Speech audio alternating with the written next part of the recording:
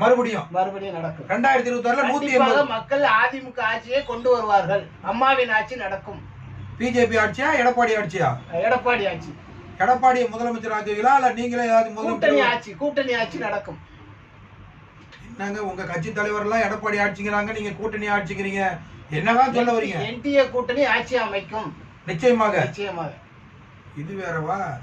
Right, சந்தோஷம். 180 தொகுதிகளுக்கு மேலாக என்டிஏ ஆட்சி எங்க ஆட்சி பெறும்னு சொல்றாங்க.